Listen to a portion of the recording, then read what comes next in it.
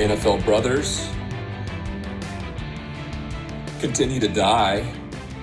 An investigation is underway right now to find out what killed a 38-year-old retired Bucs player. Relief may be on the way for millions who have been unemployed throughout the pandemic, when your next stimulus check could arrive.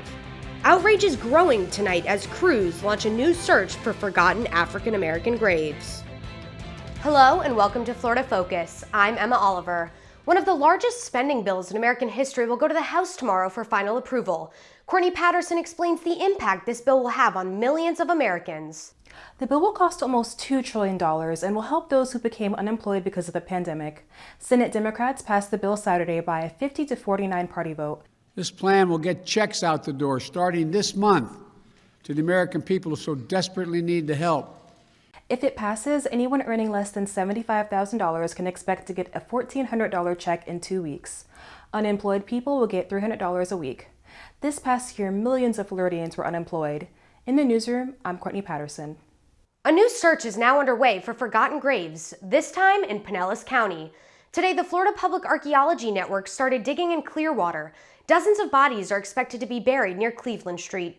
Senator Janet Cruz just called for an investigation in response to uproar over decades of racism that led to black cemeteries being desecrated.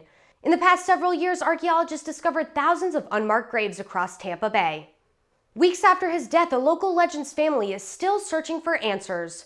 Reporter Trevor Weimer tells us researchers are trying to figure out if Vincent Jackson died from a disease that's killed more than 100 other football players.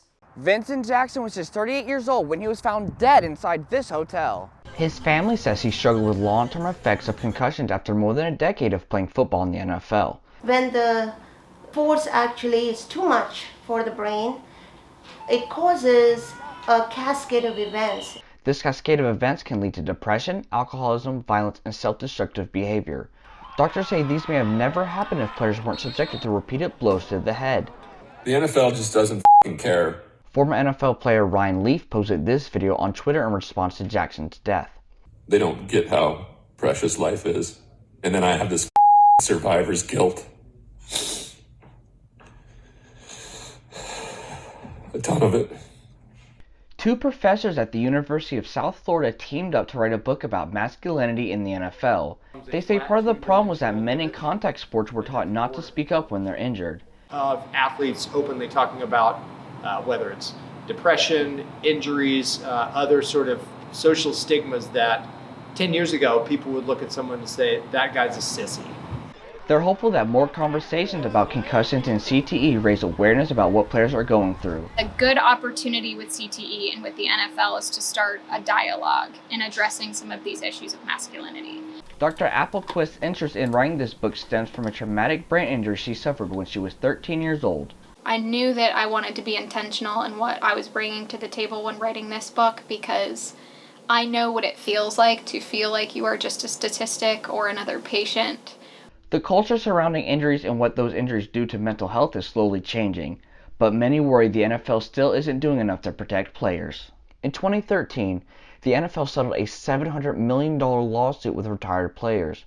Even though the league didn't admit fault, the NFL donated $30 million to brain trauma research 7 days later. Jackson's family is donating his brain to the Boston University CTE Center. Reporting for Florida Focus, I'm Trevor Weimer. Thanks for watching Florida Focus. Have a great evening.